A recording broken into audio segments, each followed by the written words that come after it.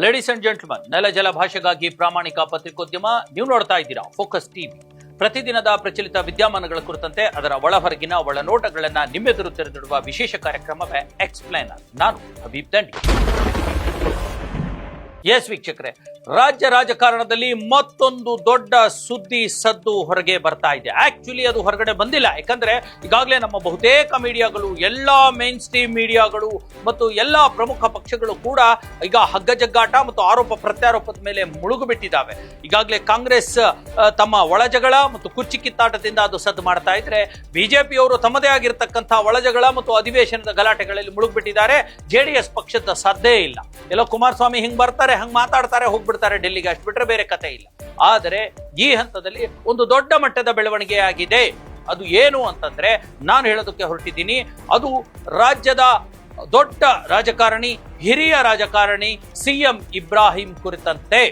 CM Ibrahim ಅನ್ನೋ ಹೆಸರು ನಾವು ಕೇಳಿದ ತಕ್ಷಣ ನಮ್ಮ ಕಣ್ಣಿಗೆ ಬರುವಂತದ್ದು ತುಂಬಾ ಬೀಡು ಬೀಸಿನ ಮತ್ತು ತುಂಬಾ ಅದ್ಭುತವಾದ ಒಬ್ಬ ಭಾಷಣಕಾರ ರಾಜಕಾರಣಿ ನಮ್ಮ ಕಣ್ಣೆದುರಿಗೆ ಬರ್ತಾರೆ. ಅವರ ಕನ್ನಡ ಪಾಂಡಿತ್ಯ, ಕನ್ನಡ ಭಾಷೆಯ ಮೇಲೆ, ಕನ್ನಡ ಶರಣ ಸಂಸ್ಕೃತಿಯ ಮೇಲೆ ಅವರ ಇರ್ತಕ್ಕಂಥ ಜ್ಞಾನ ಅಪಾರವಾದುದು. ಅಂತಹ ಸಿಎಂ ಇಬ್ರಾಹಿಂ ಎಲ್ಲೋ ತೆರೆಗೆ ಮರೆಗೆ ಸರಿದು ಹೋಗ್ಬಿಟ್ಟಿದ್ರು. ಆದ್ರೆ ಈಗ ಅವರು ಒಂದು ದೊಡ್ಡದೊಂದು ಅಪ್ಡೇಟ್ ಒಂದಿಗೆ ವಾಪಸ್ ಬಂದಿದ್ದಾರೆ. ಅವರು ಕೊಟ್ಟಿರ್ತಕ್ಕಂಥ ದೊಡ್ಡ ಅಪ್ಡೇಟ್ ಏನು ಗೊತ್ತಾ? ಸ್ವತಃ ಸಿಎಂ ಇಬ್ರಾಹಿಂ ಒಂದು ದೊಡ್ಡ ರಾಜಕೀಯ ಪಕ್ಷವನ್ನ ಕಟ್ತಾ ಇದ್ದಾರೆ, ತಮ್ಮ ರಾಜಕೀಯ ಪಕ್ಷದ ಘೋಷಣೆಯನ್ನ ಮಾಡಿದ್ದಾರೆ ಅನ್ನುವಂಥದ್ದು. ಸ್ನೇಹಿತರೆ, ಶಹಬಾಜ್ ಖಾನ್ ರವರು ಇದು ಕರ್ನಾಟಕದ ಮಣ್ಣಿನ ಗುಣ. ಇಂಥ ಯುವಕರುಗಳು ಈ ರಾಜ್ಯದಲ್ಲಿ ಬರಬೇಕು, ರಾಜ್ಯದ ಜನರ ಸೇವೆ ಮಾಡಬೇಕು, ಎಲ್ಲ ಜಾತಿ ಜನಾಂಗದವ್ರನ್ನ ಒಟ್ಟಿಗೆ ಕೊಂಡೊಯ್ಯಬೇಕು. ಆ ಕೆಲಸವನ್ನು ಶಹಬಾಜ್ ಖಾನ್ ಮಾಡ್ಕೊಂಡು ಬಂದಿದ್ದಾರೆ. ಇವತ್ತು ನಾನು ಅವರಿಗೆ ಅಭಿನಂದಿಸ್ತೇನೆ. ಮುಂದೆ ನಮ್ಮ ಪಕ್ಷಕ್ಕೆ ತಮ್ಮೆಲ್ಲರ ಸಹಕಾರ ನಮಗೆ ನೀಡಬೇಕು ಅಂತೇಳಿ ಅತ್ಯಂತ ಕಳಕಳಿಂದ ನಾನು ತಮ್ಮಲ್ಲಿ ಪ್ರಾರ್ಥನೆ ಮಾಡ್ಕೊತೀನಿ.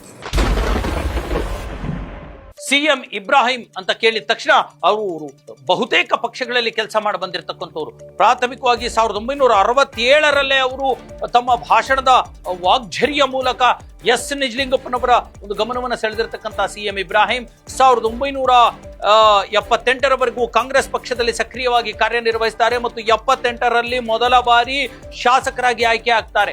ಬಹಳ ಹಿರಿಯ ತಲೆಮಾರಿನವರು. ನೋಡಿ, ಈಗ ಸಿಎಂ ಸಿದ್ದರಾಮಯ್ಯ ಇದಾರಲ್ಲ, ಸಿದ್ದರಾಮಯ್ಯನವರಿಗಿಂತ ಒಂದು ಪೀರಿಯಡ್ ಹಿಂದಿನ ಅಂದ್ರೆ ಹಿರಿಯ ರಾಜಕಾರಣಿ ಸಿಎಂ ಇಬ್ರಾಹಿಂ. ಸಿದ್ದರಾಮಯ್ಯನವರು 1983ರಲ್ಲಿ ಪ್ರಥಮ ಬಾರಿ MLA ಆದ್ರೆ, ಸಿಎಂ ಇಬ್ರಾಹಿಂ 1978ರಲ್ಲೇ MLA ಆಗ್ತಾರೆ. ಅದು ಆಗೋದು ಜನತಾ ಪಕ್ಷದಿಂದ. 1975ರ ಏನು ಇದು ತುರ್ತು ಪರಿಸ್ಥಿತಿ ಹೋರಾಟಗಳು ಬರುತ್ತೆ, ಅದರ ನಂತರ ಅವರು ಜನತಾ ಪಕ್ಷಕ್ಕೆ ಹಾರಿ ಅಲ್ಲಿ ಜನತಾ ಪಕ್ಷದಿಂದ ಶಾಸಕರಾಗಿ ಆಯ್ಕೆ ಆಗ್ತಾರೆ. ಅಲ್ಲಿಂದ ನಿರಂತರವಾಗಿ ಅವರ ಒಂದು ರಾಜಕೀಯ ಜೀವನ ನಡ್ಕೊಂಡು ಬರುತ್ತೆ. ಸಿಎಂ ಇಬ್ರಾಹಿಂ ಜನತಾ ಪಕ್ಷದಿಂದ ಮತ್ತೆ ಜನತಾ ದಳಕ್ಕೆ ಹೋಗ್ತಾರೆ, ಜನತಾ ಪಾರ್ಟಿ ಅಂತ ಮಾಡ್ಕೊಳ್ತಾರೆ, JDS ಅಂತ ಸೇರ್ತಾರೆ. ಅದರ ನಂತರ ಮತ್ತೆ ಕಾಂಗ್ರೆಸ್ ಪಕ್ಷಕ್ಕೆ ಬರ್ತಾರೆ, ಅದರ ನಂತರ ಮತ್ತೆ JDSಗೆ ಹೋಗ್ತಾರೆ. ಈಗ ಅವರು ಒಂದು ರೀತಿಯ ತಟಸ್ಥರಾಗಿರ್ತಕ್ಕಂಥದ್ದು. ಸಿಎಂ ಇಬ್ರಾಹಿಂ ಕೇಂದ್ರದ ವಿಮಾನಯಾನ ಮಾಜಿ ಸಚಿವರಾಗಿಯೂ ಕೂಡ ಕೆಲಸ ನಿರ್ವಹಿಸಿರ್ತಕ್ಕಂಥದ್ದು. ಹಾಗಾಗಿ ದೊಡ್ಡ ರಾಜಕಾರಣಿ. ಕರ್ನಾಟಕದ ಮಟ್ಟಿಗೆ ಯಾವುದೇ ರಾಜಕಾರಣದ ಸಭೆ ಸಮಾರಂಭಗಳಾಗ್ಲಿ, ಅದರಲ್ಲೂ ಚುನಾವಣಾ ಪ್ರಚಾರಗಳಾಗ್ಲಿ, ಅಲ್ಲಿ ಸಿಎಂ ಇಬ್ರಾಹಿಂ ಬರ್ತಾರೆ ಅಂದ್ರೆ ಇವತ್ತಿಗೂ ಕೂಡ ಲಕ್ಷದಷ್ಟು ಜನ, ಸಾವಿರದಷ್ಟು ಜನ ಸೇರುವಂತ ಸಾಧ್ಯತೆಗಳಿರುತ್ತೆ. ಯಾಕಂದ್ರೆ ಅಷ್ಟು ಒಂದು ರೀತಿಯ ಪೊಗದಸ್ತಾದ ಭಾಷಣ ಅವರದ್ದು. ತುಂಬಾ ಆಡು ಭಾಷೆಯಲ್ಲಿ ಕರ್ನಾಟಕದ ಮೇಲೆ ಅವರಿಗೆ ಇರತಕ್ಕಂಥ ಹಿಡಿತ. ಅಂತಹ ಸಿಎಂ ಇಬ್ರಾಹಿಂ ಈಗ ಕಾಂಗ್ರೆಸ್ ಅನ್ನು ಬಿಟ್ಟು, ಜನತಾದಳವನ್ನು ಬಿಟ್ಟು ಒಂದು ಬೇರೆದೇ ಆಗಿರ್ತಕ್ಕಂಥ ತೀರ್ಮಾನಕ್ಕೆ ಹೊರಟಿದ್ದಾರೆ. ಏನಾಯ್ತು ಹಾಗಾದ್ರೆ ಅನ್ನುವಂಥದ್ದು ಈಗ ದೊಡ್ಡ ಪ್ರಶ್ನೆ.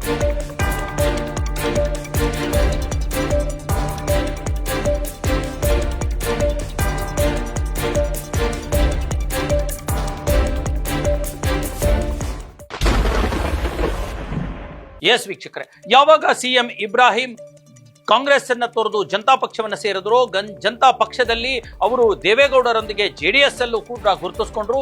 ದೇವೇಗೌಡರು ಮತ್ತು IK ಗುಜ್ರಾಲ್ ಅವರ ಒಂದು ಪ್ರಧಾನಮಂತ್ರಿ ಗಿರಿಯಲ್ಲೂ ಕೂಡ ಅವರು ಕೇಂದ್ರ ಸಚಿವರಾಗಿ ಮುಂದುವರೆದ್ರು. ಅದರ ನಂತರ 2008ರವರೆಗೂ ಕೂಡ ಸಿಎಂ ಇಬ್ರಾಹಿಂ JDS ಅಲ್ಲೇ ಇರ್ತಾರೆ. ಆದ್ರೆ ಅದರ ನಂತರ ಗೊಂದಲಗಳಿಗಾಗಿ ನಂತರ JDS ಇಂದ ಹೊರಬಂದು ಸಿದ್ದರಾಮಯ್ಯನವರ ಅಷ್ಟೊತ್ತಿಗೆ ಸಿದ್ದರಾಮಯ್ಯ ಕಾಂಗ್ರೆಸ್ ಪಕ್ಷ ಸೇರ್ಕೊಂಡಿರ್ತಾರೆ, ಅಹಿಂದ ಸಮಾವೇಶ ಮಾಡಿದ್ರು ಅಂತೇಳಿ JDSನವರು ಅವರನ್ನ ಉಚ್ಚಾಟನೆ ಮಾಡಿರ್ತಾರೆ. ಅದರ ನಂತರ ಸಿದ್ದರಾಮಯ್ಯನವರ ನೇತೃತ್ವದಲ್ಲಿ CM ಇಬ್ರಾಹಿಂ 2008ರಲ್ಲಿ ಕಾಂಗ್ರೆಸ್ ಪಕ್ಷವನ್ನ ಸೇರ್ಕೊಳ್ತಾರೆ.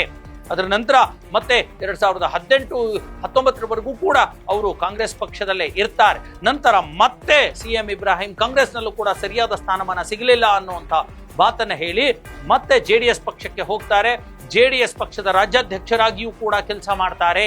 ಅದರ ನಂತರ ಯಾವಾಗ JDS ಪಕ್ಷ 2024ರ ಸಂಸತ್ ಚುನಾವಣೆಯಲ್ಲಿ ಬಿಜೆಪಿ ಜೊತೆಗೆ ಸೇರ್ಕೊಳ್ಳುತ್ತೋ ಆಗ ಬಿಜೆಪಿಯ ಕೋಮು ರಾಜಕಾರಣವನ್ನ ವಿರೋಧಿಸಿ, ಕೋಮು ರಾಜಕಾರಣಿಗಳೊಂದಿಗೆ ಜಾತ್ಯತೀತ ರಾಜಕಾರಣಿಗಳು ಪಕ್ಷ ಸೇರ್ಕೊಳ್ಳೋದನ್ನ ವಿರೋಧಿಸಿ CM ಇಬ್ರಾಹಿಂ JDS ಪಕ್ಷದಿಂದ ಮತ್ತೆ ಹೊರಗಡೆ ಬರ್ತಾರೆ.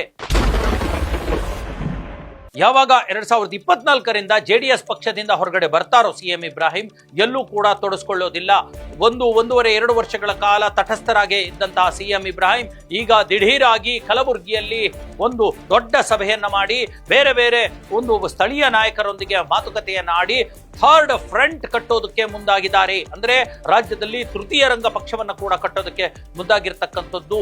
ಈ ಒಂದು ಪಕ್ಷಕ್ಕೆ ಎಲ್ಲಾ ಸಂಘಟಕರನ್ನ, ಎಲ್ಲಾ ರೀತಿಯ ಒಂದು ಸಮುದಾಯದ ರಾಜಕಾರಣಿಗಳನ್ನು ಕೂಡ ಸೇರಿಸಿಕೊಳ್ಳೋದಕ್ಕೆ CM ಇಬ್ರಾಹಿಂ ಮುಂದಾಗಿದ್ದಾರೆ. ಹಾಗಾದ್ರೆ CM ಇಬ್ರಾಹಿಂ ರವರ ಈ ಒಂದು ಯೋಜನೆ ಅಥವಾ ಹೊಸ ಪಕ್ಷದ ಭವಿಷ್ಯ ಏನು ಅನ್ನುವಂಥದ್ದು ಕೂಡ ಕುತೂಹಲ ಮೂಡಿಸಿದೆ.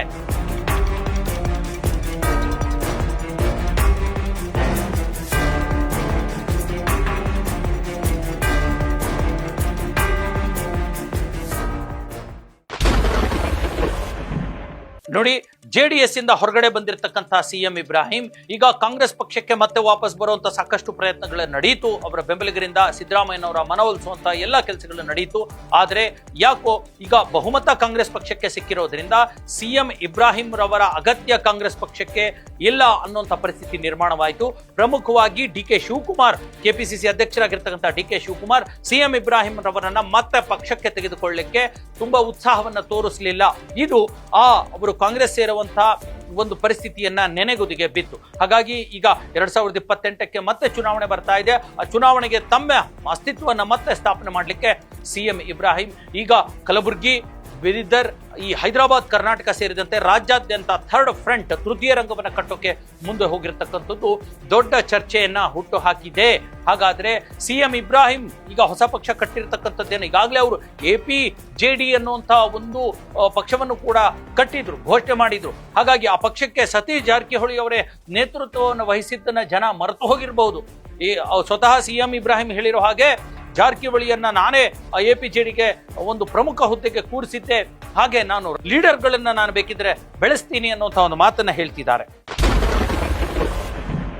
ನೋಡಿ ವೀಕ್ಷಕರೇ, APJDಯನ್ನ ಅವರು ಈಗಾಗಲೇ JDSನೊಂದಿಗೆ ಜಗಳ ಮಾಡಿ ಕಟ್ಟೋದಕ್ಕೆ ಮುಂದಾಗಿದ್ರು. APJD ಅಂದ್ರೆ ಅಖಿಲ ಭಾರತೀಯ ಪ್ರೋಗ್ರೆಸಿವ್ ಜನತಾ ದಳ ಅನ್ನುವಂತಹ ಒಂದು ಪಕ್ಷವನ್ನು ಕಟ್ಟೋದಕ್ಕೂ ಮುಂದಾಗಿದ್ರು. ಆದ್ರೆ ನೋಡಿ, ಈಗ ಕರ್ನಾಟಕದ ರಾಜಕಾರಣವನ್ನು ಗಮನಿಸಿದರೆ ಕರ್ನಾಟಕದಲ್ಲಿ ಬೇರೆ ಪಕ್ಷವನ್ನ ಕಟ್ಟಿ ಅಥವಾ ಅಂಗಪಕ್ಷಗಳನ್ನ ಕಟ್ಟಿ ಯಶಸ್ವಿಯಾಗಿರ್ತಕ್ಕಂಥವ್ರು ತುಸು ಕಡಿಮೆಯೇ.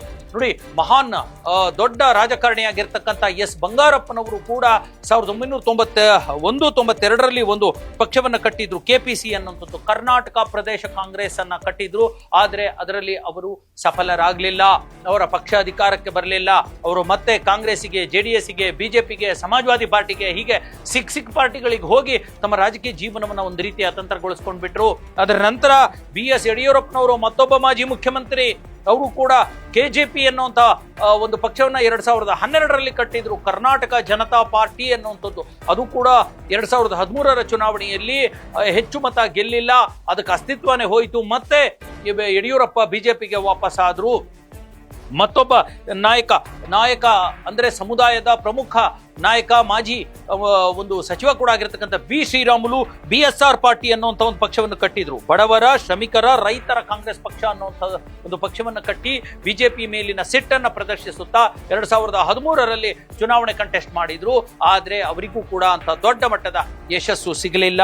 ಅದರ ನಂತರ ಜನಾರ್ದನ್ ರೆಡ್ಡಿ ಅವರು ಕೂಡ ಕಟ್ಟಿದ್ರು. 2008ರಲ್ಲಿ ಆಪರೇಷನ್ ಕಮಲ ಮಾಡೋದ್ರ ಮೂಲಕ ಬಿಜೆಪಿ ಸರ್ಕಾರ ಬರಲಿಕ್ಕೆ ದೊಡ್ಡ ಮಹತ್ವದ ಪಾತ್ರ ವಹಿಸಿರ್ತಕ್ಕಂಥ ಜನಾರ್ದನ್ ರೆಡ್ಡಿ ಅವರೇ ಬಿಜೆಪಿ ಅವರಿಂದ ಮುನಿಸಿಕೊಂಡು ಅವರು ಕೂಡ KRPP ಅನ್ನುವಂಥ ಪಕ್ಷವನ್ನು ಕಟ್ಟಿದ್ರು, ಕರ್ನಾಟಕ ಕಲ್ಯಾಣ ರಾಜ್ಯ ಪ್ರಗತಿ ಪಕ್ಷ ಅನ್ನುವಂಥ ಒಂದು ಪಕ್ಷವನ್ನು ಕಟ್ಟಿದ್ರು. ಅದು ಕೂಡ ಹೆಚ್ಚು ಯಶಸ್ಸನ್ನು ಗಳಿಸಲಿಲ್ಲ. ಅವರು ಈಗ ಬಿಜೆಪಿಯ ಬಾಗಿಲಲ್ಲಿ ನಿಂತ್ಕೊಂಡಿದ್ದಾರೆ, ಸೇರಿಸ್ಕೊಂಡ್ರೆ ಸಾಕು ಅನ್ನುವಂಥದ್ದು. ಇದೆಲ್ಲದರ ಹೊರತಾಗಿ ಈಗ ಅದೇ ವಿಜಯಪುರದ ಮತ್ತೊಬ್ಬ ಹಿಂದೂ ಹುಲಿ, ಈಗಾಗಲೇ ಬಿಜೆಪಿಯಲ್ಲಿ ಇದ್ದು ಬಿಜೆಪಿಯಿಂದ ಉಚ್ಚಾಟಿತರಾಗಿರ್ತಕ್ಕಂಥ ಬಸನಗೌಡ ಪಾಟೀಲ್ ಯತ್ನಾಳ್ ಜೆಸಿಬಿ ಪಕ್ಷವನ್ನ ಕಟ್ಟೋಕೆ ತಯಾರಾಗ್ಬಿಟ್ಟಿದ್ದಾರೆ. ಕಾಂಗ್ರೆಸ್, ಬಿಜೆಪಿ ಮತ್ತು ಜನತಾದಳ ಇರತಕ್ಕಂಥ ಎಲ್ಲ ಅಸಮಾಧಾನಿತ ನಾಯಕರನ್ನ ಕರ್ಕೊಂಡು ನಾನು ಪಾರ್ಟಿನ ಕಟ್ತೀನಿ ಅಂತ ಹೇಳ್ತಿದ್ದಾರೆ. ಅವರಿಗೂ ಕೂಡ ಅಂತಹ ದೊಡ್ಡ ಮಟ್ಟದ ಯಶಸ್ಸು ಸಿಗುತ್ತೋ ಇಲ್ವೋ ಗೊತ್ತಿಲ್ಲ. ಈ 2028ರ ಚುನಾವಣೆಗೆ ನಾನೇ ಜೆಸಿಬಿ ಪಕ್ಷದ ಮುಖ್ಯಮಂತ್ರಿ ಅಭ್ಯರ್ಥಿ, ನಾನು ಪಕ್ಷವನ್ನು ಕಟ್ಟಿ ನಾನೇ ಮುಖ್ಯಮಂತ್ರಿ ಆಗ್ತೀನಿ ಅನ್ನುವಂಥ ಒಂದು ಕಥೆಯನ್ನ ಅಥವಾ ಕನಸುಗಳನ್ನ ಅವರಿಗಾಗಲೇ ಜನರ ಮುಂದೆ ಬಿತ್ತುತ್ತಾ ಇರತಕ್ಕಂಥದ್ದು. ಈ ಹಿನ್ನೆಲೆಯಲ್ಲಿ ಈಗ ಸಿಎಂ ಇಬ್ರಾಹಿಂ ಹಿರಿಯ ರಾಜಕಾರಣಿ ಕಟ್ಟುವಂಥ ಈ ಒಂದು ತೃತೀಯ ರಂಗ ಎಷ್ಟು ಮಟ್ಟಿಗೆ ಸಕ್ಸಸ್ ಆಗುತ್ತೆ ಅನ್ನುವಂಥ ಪ್ರಶ್ನೆ ಎದ್ದು ನಿಂತಿದೆ. ಅಲ್ಪಸಂಖ್ಯಾತರು, ಸಿಎಂ ಇಬ್ರಾಹಿಂ ಅಲ್ಪಸಂಖ್ಯಾತ ನಾಯಕರಾಗಿದ್ರು, ಅಲ್ಪಸಂಖ್ಯಾತರೆಲ್ಲರೂ ಸಿಎಂ ಇಬ್ರಾಹಿಂ ಅವರನ್ನ ನಂಬ್ತಾರಾ? ಬೇರೆ ಬೇರೆ ಪಕ್ಷಗಳಿರತಕ್ಕಂಥ, ಅದರಲ್ಲೂ ಪ್ರಮುಖವಾಗಿ ಕಾಂಗ್ರೆಸ್ ಪಕ್ಷದಲ್ಲಿರತಕ್ಕಂಥ ಅಲ್ಪಸಂಖ್ಯಾತ ನಾಯಕರು ಕೆಲವರು, ಜಮೀರ್ ಅಹಮದ್ ಇರಬಹುದು, ತನ್ವೀರ್ ಸೇಠ್ ಇರಬಹುದು, ಹೀಗೆ ರಹೀಂ ಖಾನ್ ಇರಬಹುದು, ಹ್ಯಾರಿಸ್ ಇರಬಹುದು, ಈ ತರದ ನಾಯಕರು ಈಗಾಗಲೇ ಸಿಎಂ ಇಬ್ರಾಹಿಂ ರವರ ತಟಸ್ಥತನದಿಂದ ಉಂಟಾಗಿರ್ತಕ್ಕಂಥ ನಿರ್ವಾತವನ್ನ ಅವರು ತಮ್ಮ ಅಲ್ಪಸಂಖ್ಯಾತ ಮತಗಳನ್ನು ಗಳಿಸಿಕೊಳ್ಳುವಲ್ಲಿ ಈಗಾಗಲೇ ಯಶಸ್ವಿಯಾಗಿದ್ದಾರೆ. ಅವರೆಲ್ಲರಿಂದ ಮತ್ತೆ ಅವರ ಒಂದು ಗಮನವನ್ನ ಸಿಎಂ ಇಬ್ರಾಹಿಂ ಗಳಿಸ್ಕೊಳ್ತಾರಾ? 2028ಕ್ಕೆ ಸ್ಪರ್ಧೆ ಮಾಡ್ತಾರಾ? ಅಥವಾ ಇದು ಕೂಡ ರಾಜಕಾರಣದ ಮತ್ತೊಂದು ತಂತ್ರ ಆಗಿದೆಯಾ?